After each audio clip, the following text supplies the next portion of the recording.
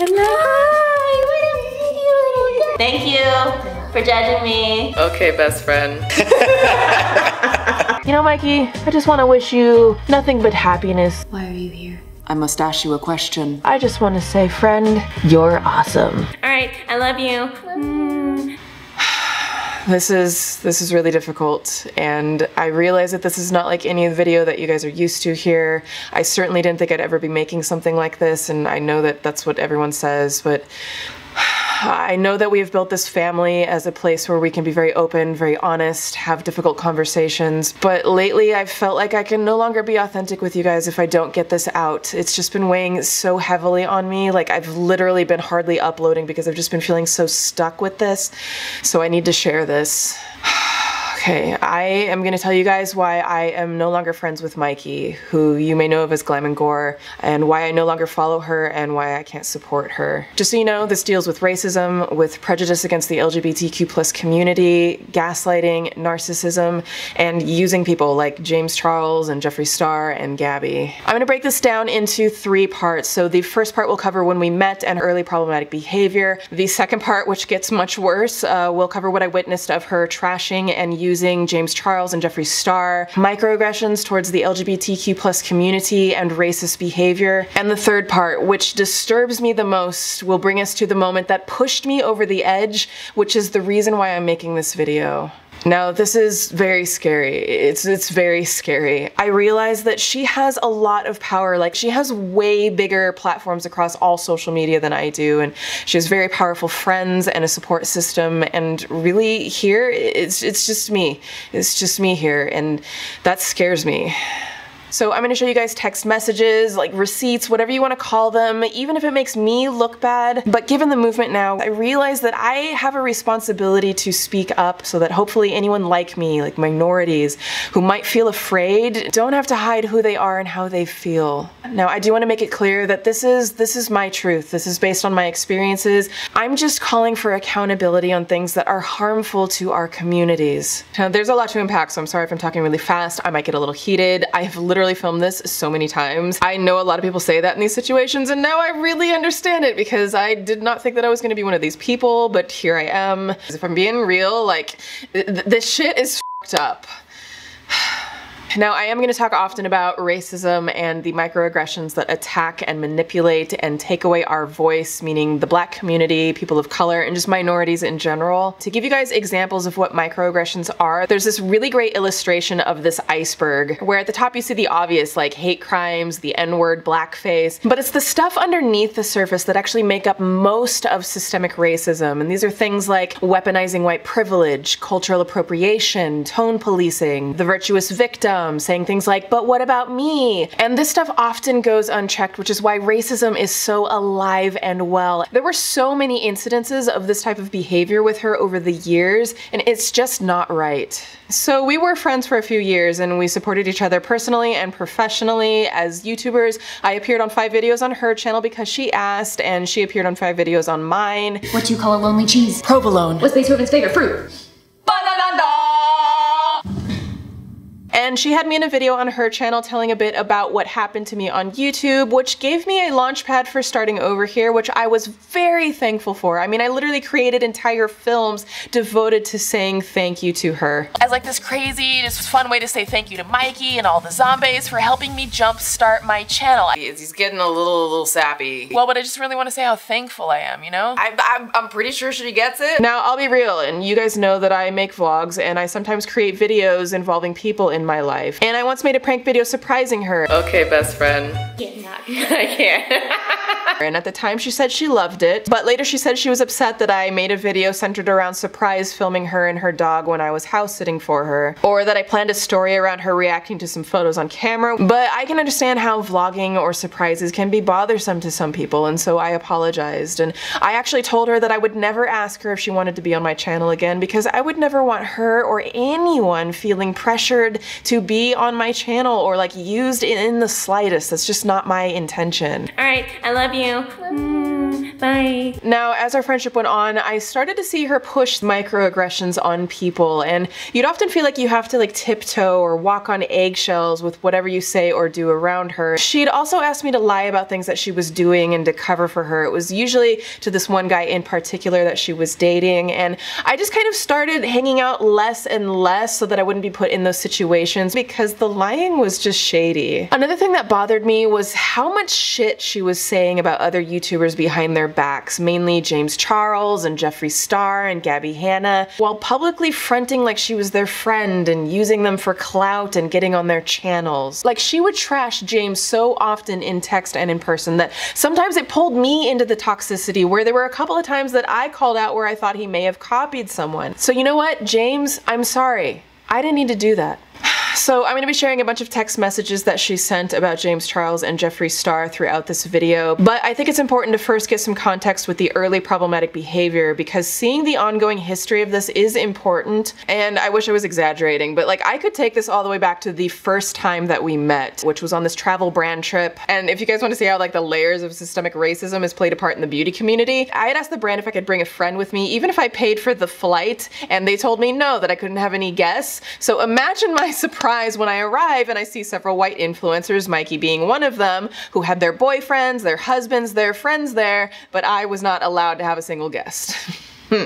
So a few of us decide to go to dinner, so it's me and then Mykie and her white boyfriend and then this other white influencer and her white husband, so it's 4 white people and then me, the black girl. Now, fun fact, the other white influencer had been called out for using the N-word and other racial slurs in public, so yay. But the conversation switched to cultural appropriation in that Mykie and this influencer had repeatedly been called out for cultural appropriation. Like, sidebar, like, if you're repeatedly being called out for cultural appropriation, you might be doing something wrong. But they were both very annoyed that people were bringing it up. And it wasn't like they had empathy and trying to learn about it. They were just defensive and so annoyed. Why do people keep talking about cultural appropriation? And saying that these people of color who were trying to educate them about it didn't know what they were talking about, and that cultural appropriation isn't racist. I don't know who needs to hear this, but cultural appropriation is culturally insensitive at best, and also on that whole list of microaggressive racism. She even tweeted a lot about claiming to be the victim of racism while dragging women of color. Like, there are so many of them, I'm not even gonna bother reading them all. I don't know why after 400 years some people still don't get it, but here we go. Racism equals power plus prejudice. Take 2 seconds to research and you'll learn that the idea of race was invented by white people in the 17th, 18th century to justify the forcible enslavement of African people by separating and saying white people are more valuable and more human than black people. Like, it was written in the Constitution that we're 3/5 a human. By categorizing us by race, white people invented a system of power, a system that you, Mykie, have benefited from your entire life. So no, you are not the victim here. Now, can you experience prejudice? Sure. Discrimination? But racism? I'm sorry, you're gonna have to sit this one out. Now, on Twitter, when black and people of color were trying to educate her about racism and microaggressions, she would argue with them, saying things like, people think cultural appropriation equals racist nowadays. It is. And when people tried to nicely educate her about how she had appropriated their culture, she belittled it by saying this wasn't so popular to get offended by a year ago. This is like when people say things like, oh, everyone is just so offended by racism now. Like, it's just a trend to be offended by cultural appropriation. Why can't we just go back to the good old days? That privileged viewpoint must be nice, but like, this is not a trend for us. This has always been a problem. Or like, must be drinking the everything's racist Kool-Aid. And it's crazy looking back at this now and seeing like how often she would diminish me and my experiences of racism in the same way. But I came across this tweet where she dragged women of color, and honestly, it disgusted me. Where she said, I have had several women of color tell me they don't want me to help them at MAC because I'm white and can't help them.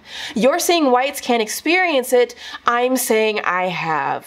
Number one, if your definition of racism is that a woman of color said you can't help her over some makeup, then I don't know what to tell you. But number 2, calling out and dragging women of color, saying that they are racist against you. Like, I don't think she's ever stopped to realize, and it is a privilege not to have to realize what makes up those situations. I cannot tell you the number of times I've gone to a makeup store or any store, looked around and saw, oh joy, they didn't hire one single person of color. This has been society's way of telling us not that we can't help you, but that we won't help you. So when a woman of color walks into a store and sees no representation, she's once again being told, we don't care about you. But instead of maybe empathizing with that, you take publicly to Twitter to accuse women of color of being racist against you? Like, it's not always about you, Karen. Don't villainize women of color to make yourself the victim of something you don't understand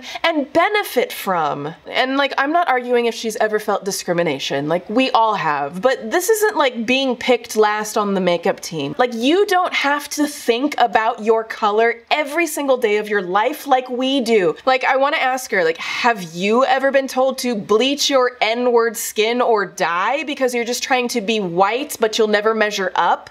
Because I have. Have you been told by brands not to wear your hair natural because it looks ghetto and they won't hire you? Because I have. Have you been told to take your monkey-looking ass back to Africa? Because I have. I've sent you those screen grabs, but you continually ignore that. You know, I wouldn't be surprised if she, like so many others, just deletes these tweets and pretends like this never happened. And I know some people are gonna say, but it was in the past. It was a different time then. And so I ask you, different to who? Seriously, different to who? Because it wasn't different to me, it wasn't different to minorities. We have been saying since the dawn of time that this stuff hurts us. This is what perpetuates systemic racism. Just because some people got away with this then, some people building their careers around it, doesn't make this right. If it's not okay to tweet it now, it wasn't okay to tweet it then. I hope you see how troubling this is, and she's posted lots of other problematic stuff. Like, she made a bruised, beat up face tutorial and called it the Rihanna-inspired makeup tutorial. Rihanna, who was violently beat up in the face. Mykie made that a makeup tutorial. And to make it worse, in the video she said something to the effect of, LOL, you're hot, I'd hit that. I don't understand making jokes about an abused, battered woman. I don't understand making jokes about a black, battered woman. Domestic violence is not something you joke about for a makeup tutorial and then are profiting from it. And because that went unchecked, she made another video profiting off of someone's abuse, where you guys remember the American Airlines incident where an Asian man was brutally beat up by authorities and dragged off the flight? She decided to turn his beat up, bloody face into a makeup tutorial, and then she somehow called it a satire. That would be like making a makeup tutorial of George Floyd or someone not only exploiting their trauma, but turning ads on and profiting from it, and then calling it a satire? Now, she was dragged by media for doing this and finally had to apologize, but to me her apology was full of microaggressions and tone policing with this calm criticism remarks as if people aren't allowed to be angry about this. But the only reason that I even know this video exists is because all this time later after the apology, when I was hanging out with her, she brought it up and she was still defending it and so annoyed that she had to apologize, which tells me again she has not changed. And like, I know how upset Mykie would get about her own slip and fall head injury anytime she thought one of her subscribers was diminishing what she went through. So to make videos where you're capitalizing off of someone else's head trauma, turning ads and profiting off of it is wrong. And to bring it up all this time later, still annoyed that she got called out, is wrong.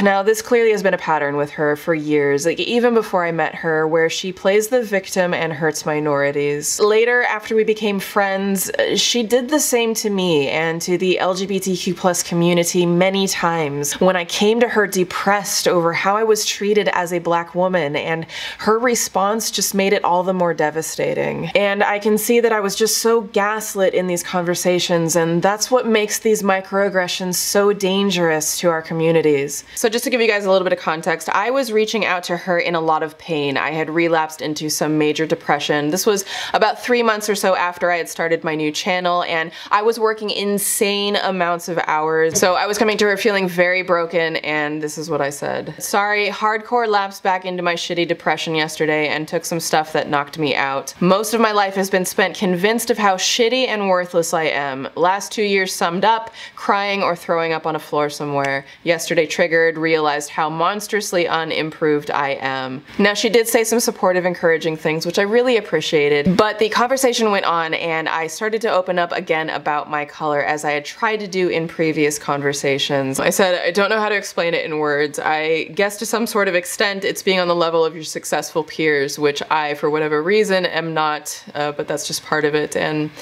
I went through a lot of pain on my old channel. I have been called the N-word more times than I can count. People have threatened to kill me, that they want to lynch me, that I should bleach my skin so I appear more white. Or that I should tan so that I look more obviously black, and a lot of that stuff was popping up. Sorry, on my new channel. These were things that I shared with her. I had even sent her some screen caps of this type of stuff, and so she knew this stuff very well. So I go on to say, like, I know how shitty the hand is being a minority female, how this industry is classically set up to only allow a few minorities at the top of their game, and so it's general bullshit. I'm sorry. Like that to cut through somehow. But sometimes I'm at a loss. And I'm doing a shitty job of putting words to what's in my heart. Meaning that I was at a loss to try to figure out how, I don't know how to cut through this bullshit because of my color. I don't know what to do.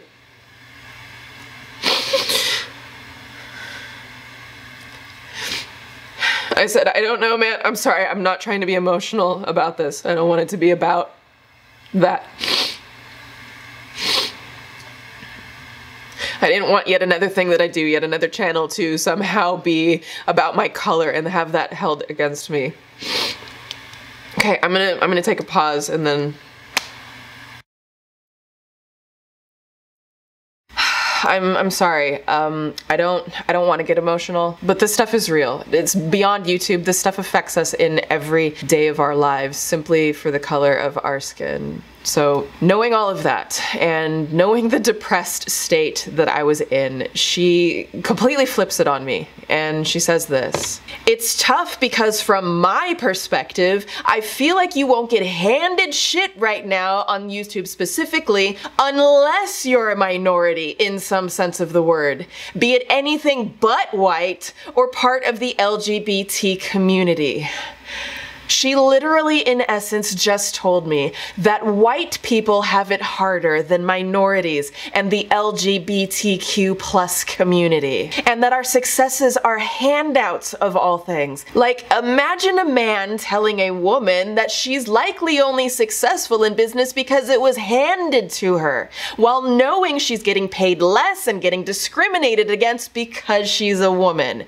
Messed up, right? I'm gonna keep reading because it unfortunately gets worse. So she says, but everyone else, apparently YouTube has pushed in recent years after the era of the Tyler Oakleys and Joey Graceffas have been minority or not straight. To say that everyone else that YouTube pushes has been minority or not straight, we all know that that's a lie.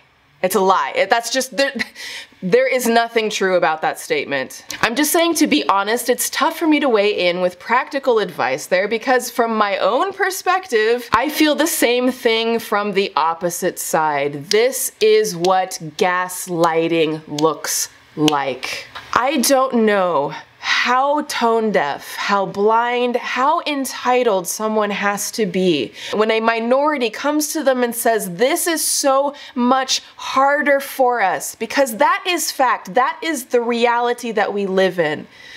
I don't know what kind of person flips it and says, no, no, no, actually it's much harder, it's much worse if you're white, because minorities, the LGBTQ+ community, that we're being handed our opportunities, implying that our success, if we ever manage to get it, must be because it was handed to us, not because we have worked for it. I came to her as a black woman, as a minority, and expressed a very real truth, and she completely flipped it around, made herself the victim of oppression. She instantaneously invalidated my experience and instantaneously took away my voice as a black woman, and apparently took away the voice of the LGBT community because I guess they're being handed everything as well. And just to point out the microaggressions here, because this is something that I hear, that we hear so often, and things like, not to say you don't face struggles, but this isn't one of them. We have been saying what these struggles are since the dawn of time, or you know, the last 400 years. I'm gonna continue reading because again, it still gets worse. I feel the same thing from the opposite side, where I look at two of the most controversial ever beauty gurus growing rapidly. She's talking about Jeffree Star and James Charles. These are the two that she talked about all the time. One of whom does content no better or more clever than my own and has less talent and does less of the work himself. She's talking about James Charles, and he still succeeds most likely because the difference is they're both gay men. It's hard for me to put into words just how up this is. Not only did she invalidate my experience as a minority woman, but then she also diminishes the LGBTQ+ community by implying that the only reason why someone like James Charles, Jeffree Star are successful is because they have been handed their success because they're gay. That somehow she's also the victim of gay men being successful over her. She had collabs with both of these gay men. She appeared on both of these gay men's channels. She has not had these gay men on her channel. To even be belittling James's talent, his work ethic, his creativity 2 days before he posts a collab with her on his channel, and she was still trashing him. And all I can see from these conversations is that she harbors an extreme animosity for men who are gay, who are successful in the community, and apparently to minorities. Are we really going to strip away the voices and the experiences of minorities so that someone cis, straight, white can feel like a victim in a situation where they are not? The reality is, like, not everything is about you, Karen. It is not okay to imply that we're just getting handouts, that we didn't earn our seat at the table like everyone else, that we didn't have to work harder to earn our seat at the table. If we want to talk about handouts, all we have to do is look at the trending page that is hand selected by YouTube, not based on views, and the vast majority of the time it's white creators. And who's been on trending over and over? Mykie has. So yay! Oftentimes we only see a minority on trending if it's music or sports, and that's because historically systemic racism has only allowed minorities to succeed if we're entertaining folks with music or sports. And I noticed that many times when she was on trending, she went to Twitter and was complaining about it, like incredibly ungrateful. So it's like she complained about not getting handouts, but when she got the handouts, she's complaining about getting them. And it's gross when you sit at the top to say that the reason for our success is because of handouts. From what I can see, that's not only prejudice, but looking a whole lot like that microaggressive racism. And it scares me, especially when people with huge influence do and say these types of things, because is this the type of narrative that you're feeding your audiences? Is this what you're encouraging them to think and feel about us? If she was willing to say these things to me in my pain behind closed doors, what more could you possibly be saying about those of us who aren't even your friends? And like, let me remind you once again, this is a conversation that started with me saying I'm in a very serious depression in relation to my color.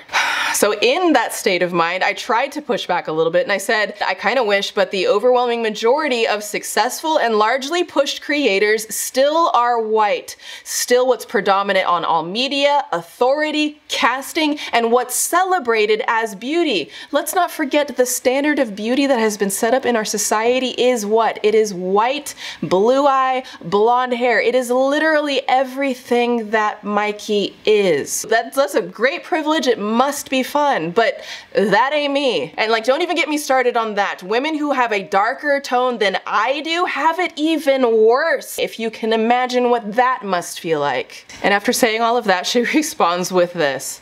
I think I meant...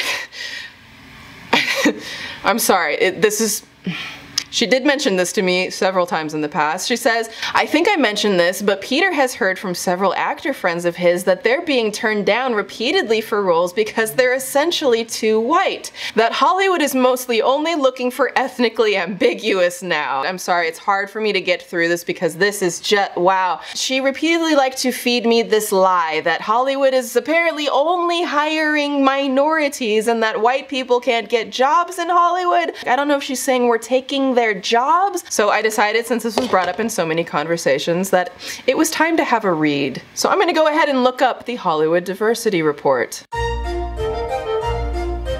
Now, the most laughable thing about this is that it breaks it down into two categories: white and everything else. So here are a couple of breakdowns when it comes to movies. So for film leads, meaning the lead actors in a film role, 20% of them are minorities, so you get to fight amongst that yourselves, minorities, while 80% are white. If we talk about film directors, the ones in charge of the films, 12% are minorities, meaning 88% are white. And when we talk about film writers, the ones who are writing all of the stories that we go and ingest, 8% of them are minorities, meaning 92% of all film writers are white. It's funny that you bring up the Hollywood stats, because those are the actual stats that are going on here. Again, I know that I've said this before, but I can't believe, looking back at this, that this was a conversation that I was having during a time when I came to her because I was depressed over this. I tried to push back a little bit again, and I said, yeah, like I said, there's a small inclusivity trend,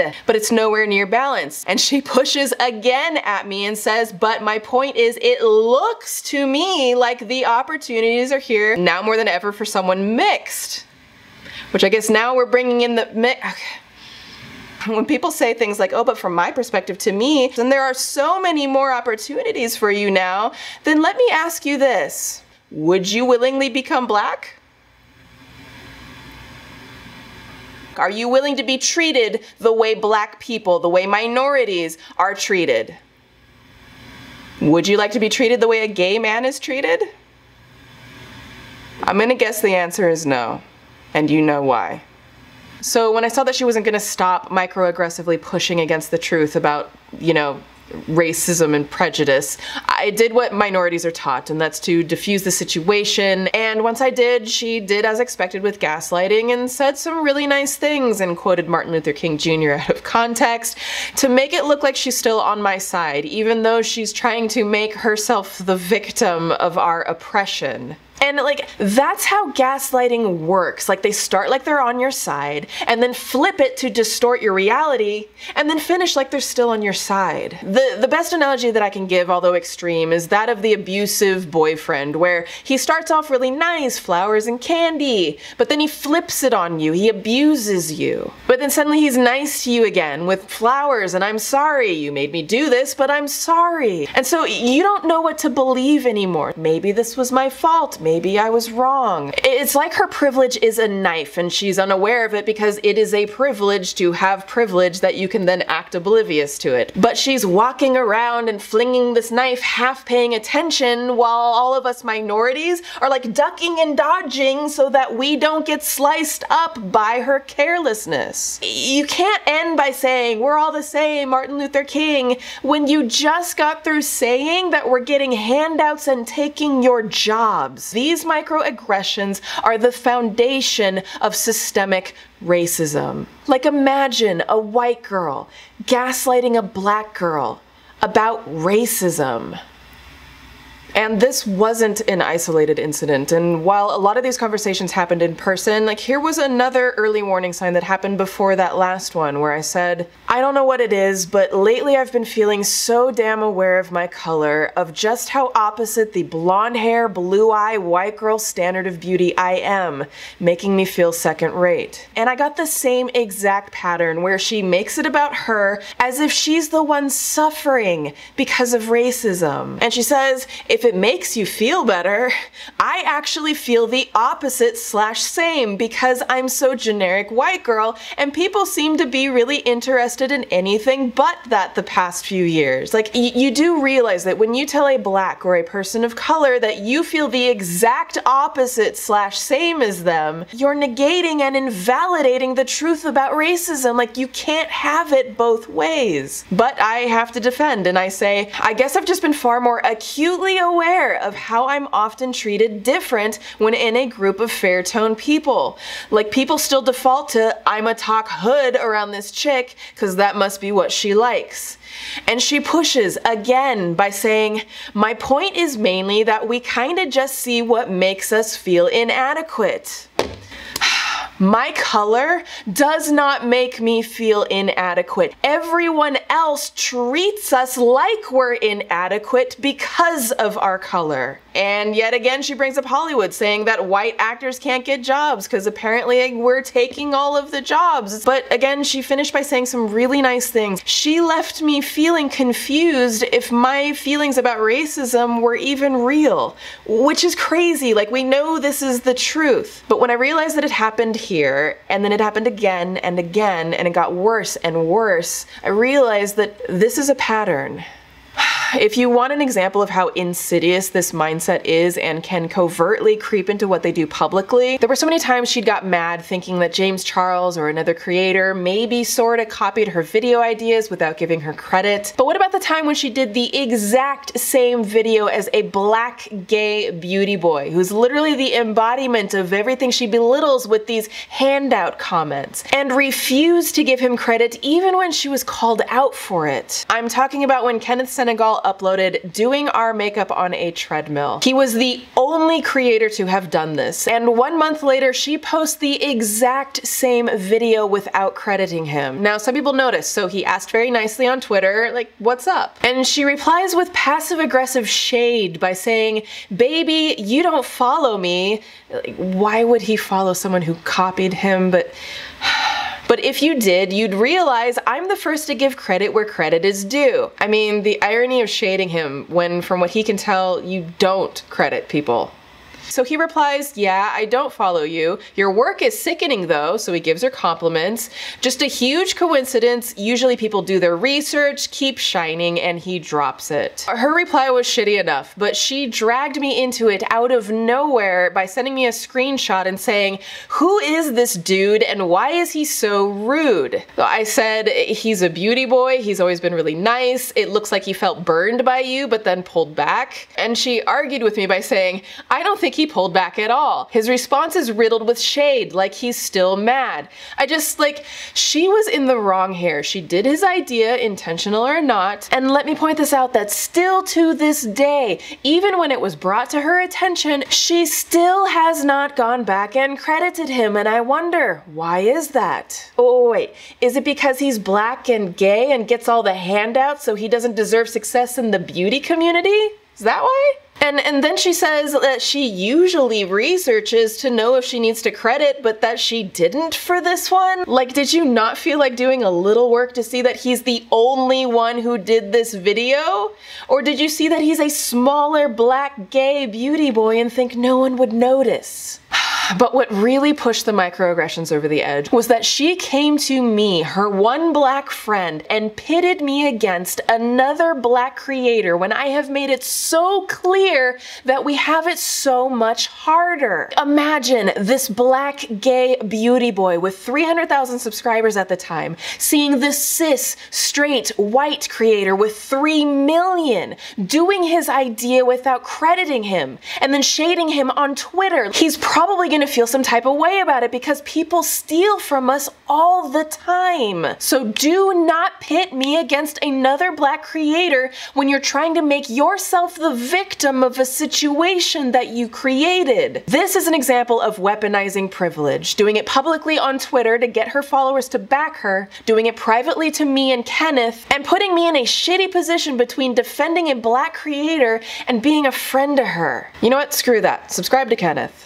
Now, I've got to talk about something where it looks like she straight up lied to her audience and did something really gross with the Black Lives Matter movement. So a white influencer friend of hers tweeted this: "I've lost hundreds of followers on Instagram every day in the past few days for being more vocal than usual, and it feels so good." So you guys know what virtue signaling is, right? It's where they're calling attention to how virtuous they are for a good cause to get your sympathy and praise. I mean, like, we've all seen the influencers who put on cute outfits and take fashion photos in front of protesters, or holding up a drill for 5 seconds to look like they're helping, or like posting how many followers they've lost for standing up for what's right. It's like the self-congratulating performance, the pat on the back. Oh, woe is me. Look at the loss I've taken, the suffering I've endured for the cause. Please applaud me. Which is actually even worse here because now they've made themselves a victim of the cause. So Mykie replied by one-upping her friend and tweeting,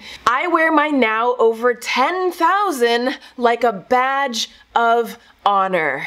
And I'll tell you in a minute why badge of honor is disgusting, but she really felt the need to sing her own praises during the movement, and she got tons of praise for it. But I guess the praise wasn't enough because days later she tweets again. "This is the second week in a row that I've lost 12,000 followers on Instagram. That's 24,000 people on the wrong side of history that I'm happy to never interact with again." But according to the stats, this looks like a straight up lie. So there are sites like Social Blade and Ninjalytics that will show you how many followers someone gains or loses, and I saw that she's actually been gaining followers, like by the thousands. Like, it was bigger gains than normal. So if she did lose 24,000, she also gained 24,000 and thousands on top of that according to the charts, but she didn't mention that part to her fans. And she got these gains using the trauma of the Black community, but then made herself a victim of this. Let me put it to you guys like this. This is like going to the casino and losing like $10,000.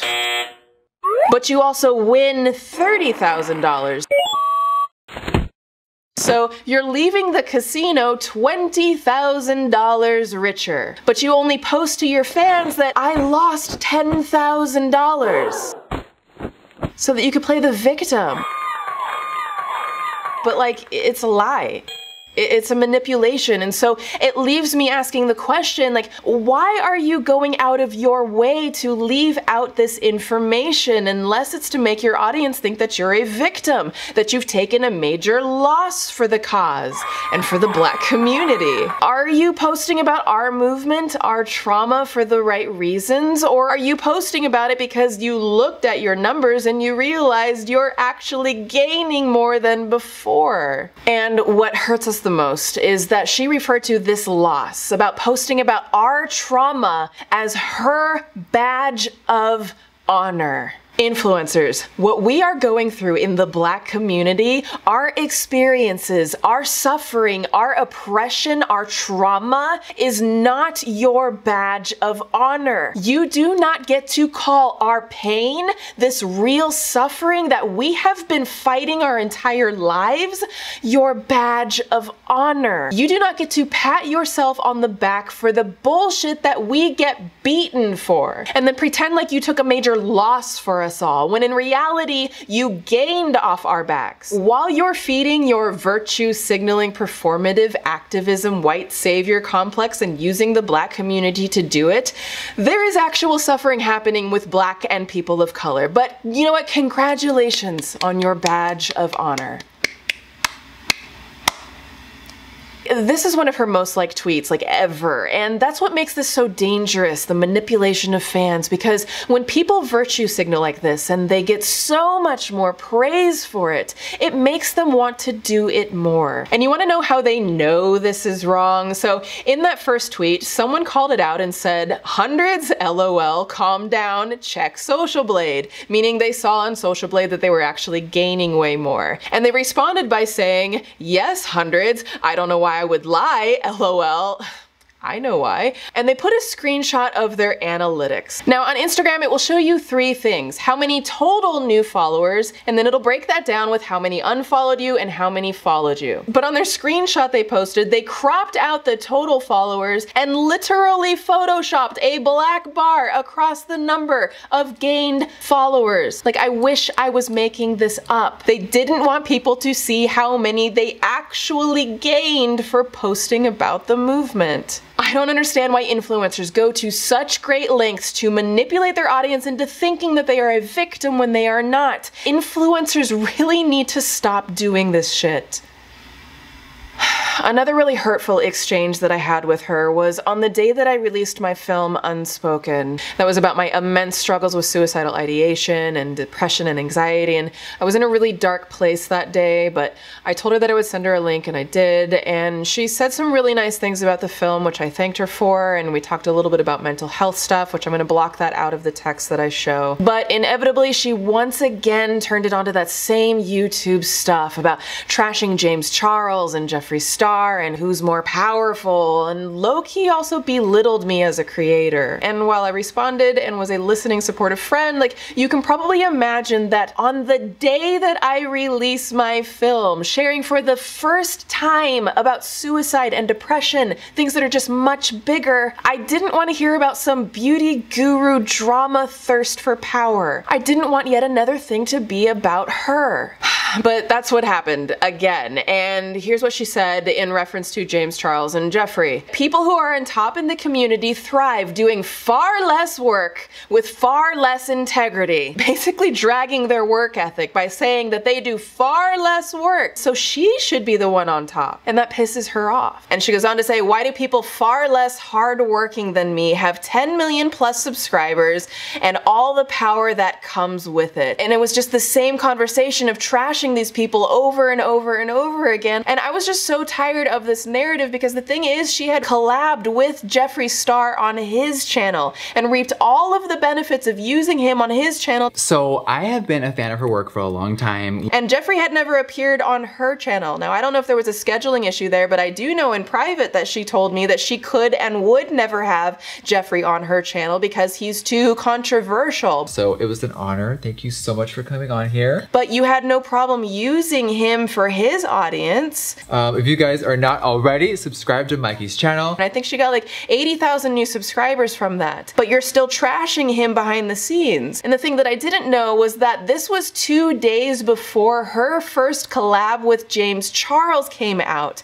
And so literally she had already filmed a collab with James knowing that it's about to come out, but she was in my text messages trashing him yet again. James Charles can literally launch people's careers. So when you're trashing him, saying he's far less hardworking, less deserving behind the scenes, knowing that you're about to use him. More importantly, also head over to Mykie's channel over on YouTube. Please subscribe, she is so incredibly talented. And he didn't appear on her channel. I don't understand why you're still trashing him, except to realize that there is a deep-seated resentment, and that comes back to this idea that they're only successful likely because they're gay, that it was handed to them. And I'm just so excited, you guys. She's literally the sweetest, the most talented ever in the entire world. So, Thank you, sister.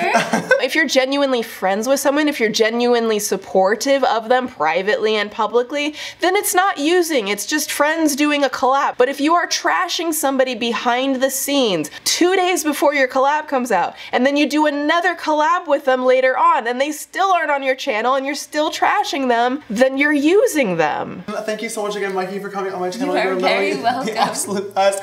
I had such a good time with you. And if you guys want to see how deep this really goes, like back when she was first first trying to schedule a collab with James Charles, she was talking shit about him behind his back to me while texting him at the same time. She had had this idea that she pitched to another YouTuber, but they didn't wind up doing it, so no one knew that idea existed, and James just happened to upload a video that was very similar to that idea, and she was very mad about it. But they start talking about doing a collab, and James says, great, like, we need to come up with a really cool idea. And so while she's in that convo with James, she screenshots that and texts me and says, like, f you, dude, meaning f you, James, because she was pissed off that he wasn't just jumping to do a collab when she wanted, as if she's entitled to a collab with him. And then she says in a text to me, I just showed you, James, I asked so-and-so to do the exact same thing you think your genius brain could have only come up with by itself. Like, how insulting. So on one hand over here, she's texting James saying really nice things, trying to use him for a collab, and at the same time she's texting me and trashing him by saying things like, f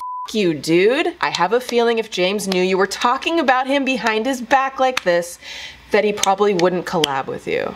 But that's just me. Here was another time where she's making plans with him and texts me saying, I don't understand the fascination with him at all. It's kind of incredible that the fastest growing MUAs in the beauty guru space are two gay men who are riddled with controversy. Now, we all have thoughts on controversy, as I noted here, but over and over she continued to point out the fact that they're gay in conversations where she was belittling and demeaning their success. I don't know what their sexual orientation has to do with this. Like, it's become clear to me that she has a problem with gay men being successful in the beauty community. It's this entitled mindset of thinking that because she's cis, straight, white, that by default she deserves to be at the top. Like, that's called discrimination. That's prejudice. She says she wants equality, but she doesn't want to make room for people who aren't exactly like her. She said multiple times in text and in person this idea that it's incredible, like it's appalling that the ones on top are gay men, that they're handed their success, not earned, that minorities are handed their success, that Hollywood isn't hiring white people. I mean, the number of times that I heard this stuff, and to me, the only person who would make this type of statement is someone who believes that success is owed to cis, straight, white people before anyone else. Like, how much is enough? How much power? How much money? When you have 4 million subscribers and average 1 to 2 million views per video, how much is enough until you stop abusing us with your privilege? Now, she went on to say that she receives more hate and is held to a higher standard than anyone else in the community, and that her audience used to be sweet, but now is nasty, and So my response was, it's shitty how unfair this world and the industry is, though of course there are many on top with the 10 to 20 million who've worked their asses off and get massive amounts of hate. I can think of Shane for one, even Jeffree, meaning these 10 million creators, the James, the Nickies of the world. Like them or not, work their asses off. Stop trashing them in order to appease your privilege and act like they don't belong here, or that they don't deserve the success that you want. Like, you're entitled to this power. And let me remind you again, this was 2 days before her collab with James Charles came out on his channel, and she knew it was coming. And I'm just so excited, you guys. She's literally the sweetest, the most talented ever in the entire world. So, and she's still trashing him. So after I sent that message and also said some really encouraging things to her, and let me remind you, this was on the day that I released my film about suicide and depression, she ghosted me. I didn't hear from her. And I wrote her again, really supportive things 2 days later, and still nothing. And I feel like that was probably because I said some things trying to support a different narrative than the one that she wanted then. Like, I didn't hear from her until 5 days later when she popped up to ask me if I'm coming to her birthday party, moving me one step closer to just being done. So fast forward a month later, and one of our last communications was over this tweet that I made about a creator who I didn't name. Here's what my tweet said.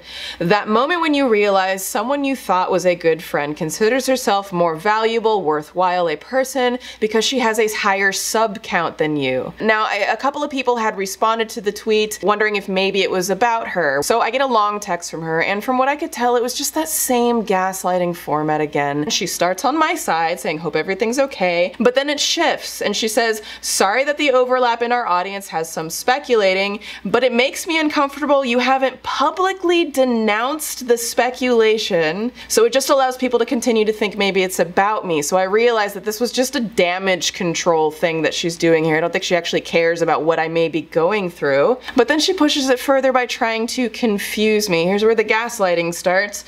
Unless you haven't denounced it because it is about me, in which case I wouldn't even know where to start there, since I wouldn't understand how that applies. Meaning, well, this couldn't possibly be about me because that wouldn't make any sense at all. I'm saying this assuming it must not be about me, but in which case it makes me uncomfortable, and like the reality is because you injected yourself in this, you just made it about you. The thing is, so many times people in powerful positions try to manipulate or dictate what the smaller person does on their own platform, that I should denounce my own followers on my own Twitter. It's amazing that she could exemplify what my tweet was about in her response to my tweet. Like, I can't imagine she'd ever go to James Charles or Jeffree Star or Nikki Tutorials and tell them to publicly denounce comments on their platforms that she doesn't like. So if I had 5 to 10 million subscribers, would she be pressuring me on this? I don't think so. And mind you, I had texted her a few days before just checking in, seeing how she's doing, and I didn't get any response. But like, I didn't complain about that. But the moment she doesn't like something, I hear from her, and she expects me to instantly respond and do something that she wants.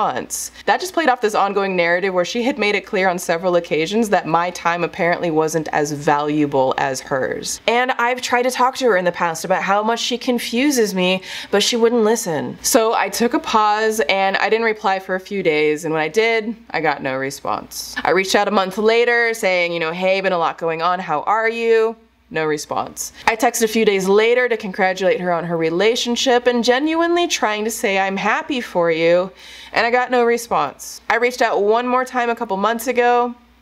No response. It was very clear that because I didn't do what she wanted and denounce a couple people on Twitter, that she had just scrubbed our entire friendship after 2+ years. And that hurt, especially after seeing her continue to be friends with people like Gabby, who she had nasty fights with, or with James Charles, who she couldn't stand and talk shit about, but she could use them. And here I was, after all of the pain that I had been through, after the stuff she said about minorities and racism and LGBTQ+, I was still trying to be friends with her like an idiot.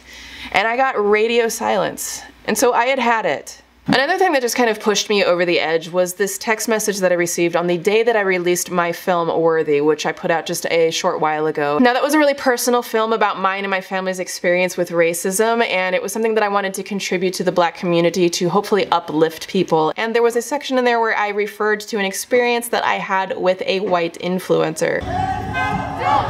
I have had a white influencer friend tell me bigoted, oppressive things, and the same person turns around and posts about what a great ally they are for Black people and an ally they are for minorities. And I received a text message from this guy. Now, this was someone that she used to date and is now best friends with, and I hadn't heard from him in many, many months. Now, I didn't open the text message right away because I didn't want yet another day where I am trying to share about my Black experience for them to make it about her. I didn't want to be gaslit about this. I didn't want to be manipulated about this again, but when I finally opened the text message, that is exactly what it was. Now, the thing is, there are some phrases in here that are very similar to one of the last text messages that she sent me, so I don't know if he actually wrote this or if she wrote this entire thing. I don't know. There's a lot of similarities. So it starts off like very on my side, and it says, hey there, I saw your video. I know how much of an impact being biracial has had on you and finding your place in the world, where it feels like you just don't belong in either group. First of all, please do not come at me and make me feel like I don't know my place in the world. I know very well where my place is in this world. And then here's where things shift, and here's where the real gaslighting begins. So it says, the only thing I'm a little concerned about. First of all, I don't care about what your concerns are. I don't know why you felt like it was appropriate for you to come at me on the day that I release a film about my Black experience to express to me your concerns, but okay. The only thing I'm a little concerned about was at the end when you mentioned big white influencers that are doing this for the wrong reasons. I never said big, that's your word. And I feel fucking insane to even think that you could be implying that about Lauren. Lauren is Mykie's first name, but then I saw that you don't follow her anymore. When you come at me saying that you would be insane to even think that I could feel that about her, you are literally implying that I must be insane for feeling this way about her. You instantaneously invalidate my experience and gaslight me into believing that I must be insane to feel this way. I am pissed right now. And then it goes on to say, I remember we all had a conversation about how YouTube treats creators in regards to race. Yeah, I remember those conversations as well. I remember that every time I tried to talk about my color, she immediately flipped it on me to make herself the victim of racism. And I remember that you were the one that told her your white actor friends can't get hired in Hollywood because minorities are getting all of the jobs, and how several times she weaponized that against me in order to make it sound like white people have it harder. So yeah, I remember those conversations. And it goes on, I wanted to make sure that Lauren's not who you were talking about because I would hope to God you know that's not how she feels, right? Is it you who's trying to find this out, or did she put you up to this? Did she actually write this? Because honestly, I can't tell. And then it goes on to say, I remember a couple of months ago there was a tweet that felt like a subtweet of her. I thought we were talking about my film, but I guess now we are talking about a tweet that she also did not like. I just remember her being upset when people were suggesting that it could be her because there's such a big overlap in your fan base, which is a really interesting phrase that you said that, because that's almost exactly what she said to me in her text message about that tweet. But I just gave you the benefit of the doubt because that just seems so incredibly unlike you. Oh Lord, give me strength. Okay guys, I'm sorry, I have to be a little petty for a moment right now because that is the only way that I can get through this. So I would like to say how thankful and grateful I am that you, out of the kindness of your heart, would allow me, a Black woman, the benefit of the doubt to realize that my experience must have been a lie. Thank you. So I just figured it was about someone else, considering how many awful, shitty, clout-chasing people live in this city. You mean like people who constantly shit-talk other people behind closed doors, but then use them and go on their channels to get their audience and subscribers? That kind of clout-chasing? Anyways, I hope this doesn't come across too accusatory or anything. Listen, Peter, if you find yourself sending a text message saying, I hope this doesn't come across too accusatory, to a Black person on the day that they release their film opening up about their very personal and painful experience with racism during the civil rights movement, you done f***ed up.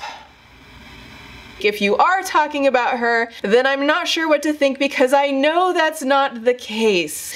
How do you know that's not the case? Number one, you have not had my experience. Number two, have you ever been Black?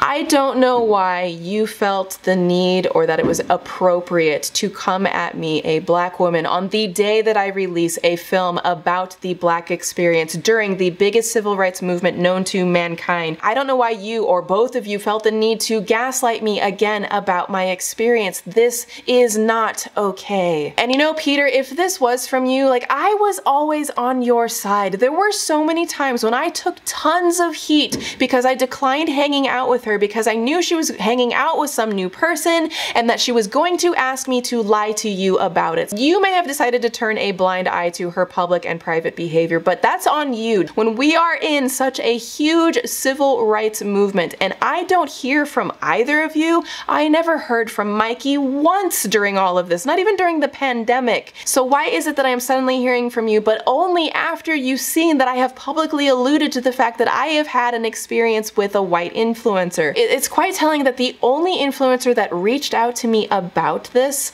was her. And for me, I feel like that's because that deep down inside that she knows that these things she's done are wrong. Those who don't have tone deaf or racist skeletons in the closet aren't worried when the housekeeper comes through.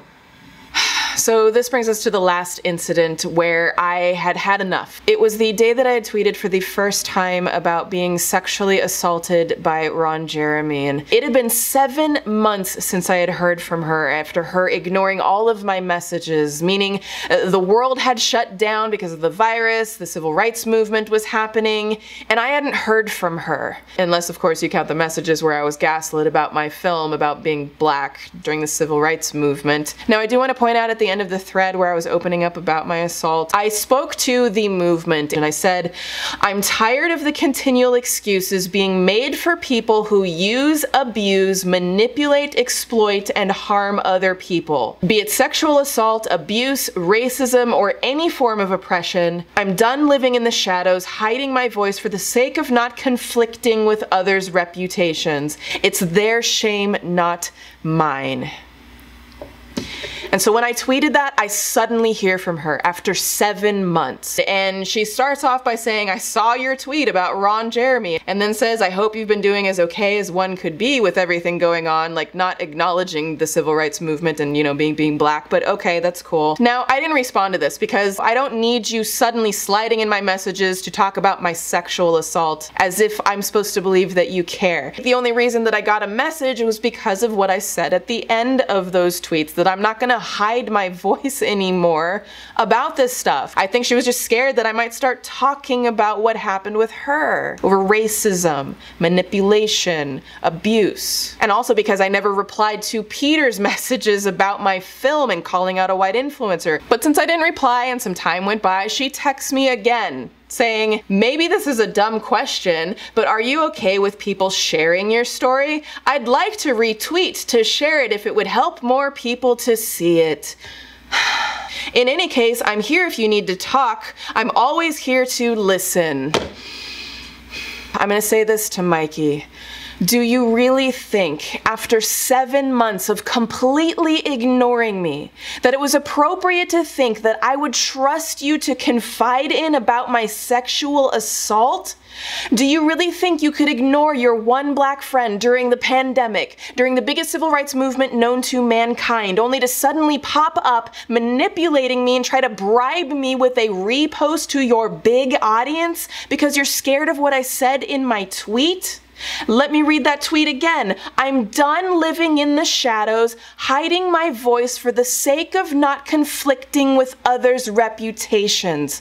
I'm just done. You couldn't even hit the damn like button on the tweet. Like, that is the easiest way to show some support without making it about you, but you don't care about me. She saw my sexual assault as an easy way in to make a paper trail to make it look like she cares. Like, that's awful. And when she didn't get a response to her first text, to immediately ask me if she can share my trauma on her socials to make it look like she cares, she tried to bait me out with this retweet. I don't trust her. It's manipulative. She used our trauma to profit from in the past. She's using our trauma now as her badge of honor. And she tried to use my trauma to fake like we're friends to boost her optics. Like, oh, look how great she is for using her platform to support her black friend that she shunned during the biggest civil rights movement known to mankind. And here's some irony. There was only one time in our entire friendship that I asked if she'd maybe possibly consider sharing one of my videos to support, which was my first film about depression, which was the single most important thing that I had ever created. Like, no flex, but it won the cinematography award at Buffer Festival, so it wasn't just some crappy video. She didn't share it, I never brought it up, but later she got mad at me that I asked for support and I had to apologize, which made me feel like shit. So how is it that when we are friends, she gets mad the one time I asked for support saying she felt used, but when she ghosts me for 7 months, she's got no problem trying to use me for sharing to fake support? This pushed me over the edge. Like, it was the end of the line for me. And like, I don't know, maybe if she hadn't done this, maybe I wouldn't even be making this video right now. You know, looking back, it's amazing. Like, she somehow managed to make every major milestone I had about her. Like, the day that I released Darkness, my first film opening up about depression, she chastised me about babysitting her dog when I was in the middle of a deep depression. When I released Lost in Darkness and asked if she'd maybe share it, she made me feel like shit for asking for a little support. The day I released Unspoken, my film about really heavy stuff, she complains about needing more power and trashing James Charles. The day I release Worthy, my film about being black, they gaslight me about being black. The day I share my assault story, she wants to use my trauma to publicly fake friendship. Even the day of my Shane Dawson video, she tries to gaslight me about why I unfollowed her. Like, I don't understand. How is it that every time on the day that I do something that's very important to me, that it's somehow about her?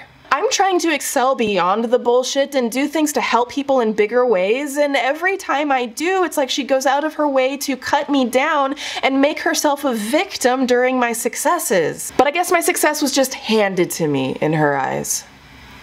At this point, because people keep asking, I'm not friends with her. I unfollowed her and I'm done. I'm done because of the endless microaggressions, which are racist. I'm done because from my perspective, she exploits black trauma. She repeatedly made herself the victim of our oppression. She dragged women of color, gaslit me, belittles the success of LGBTQ+ creators, and trashes people she steps on to get to the top while devaluing us. That is why I am done. Now, as of this moment, she still follows me, and from what I can tell, that's just for the optics, to fake the friendship, and it would look really bad to unfollow your black friend during the civil rights movement. So to Mykie, I don't need the fake friendship, and please stop using us. Stop using our trauma, stop using minorities, stop using your audience. Just stop. You know, looking back, it's shocking to see just how gaslit I was, and that for so long I was literally just picking and choosing my words and tiptoeing around because I had developed this very real fear that at any moment she'd get set off and belittle me or make me feel like I was a disappointment or that I was unworthy of being an equal. I had opened up to her about some really personal things, not just the color stuff, but I had also shared with her about how I lost someone extremely important to me in my family to cancer, and she had completely forgotten about that, which really hurt. And when I tried to talk to her about that, and I told her that I didn't necessarily feel like she was always there for me on a personal level, she got mad at me and told me all of the different times that she had shared some of my YouTube videos. And I have to note that of the many times that I tried to open up to her about my mental health and the depression that I was going through, to see that she was gaslighting me throughout that and flipping it and making it about her, like, is really, just really breaks my heart. I don't even know what to say, because it really hurts a lot. It took me a long time to speak out because I was trapped feeling like I had to prove myself as a friend to someone who gaslit me. But I'm just tired. I'm tired of witnessing toxic behavior with influencers, of feeling manipulated, of seeing black and people of color and LGBTQ+ communities being used for personal gain. This is not some petty personal problem. This is something that is much, much bigger than me. This is an ongoing problem that oppresses all of us. I think what's most insidious are the microaggressions that happen behind closed doors and are not brought to light. If we do not address these behaviors, then we will not evolve to a place of equality for all of us. I want to say to our allies, thank you for hearing us and for standing with us. And to everyone watching, especially the black community and people of color and the LGBTQ+ communities, I want to remind you that you are loved, you deserve your seat at the table, and you are worthy. You have a voice. Don't ever let anyone take that away from you. I hope that you feel empowered to stand up for yourselves too. I love you guys. Thanks for watching.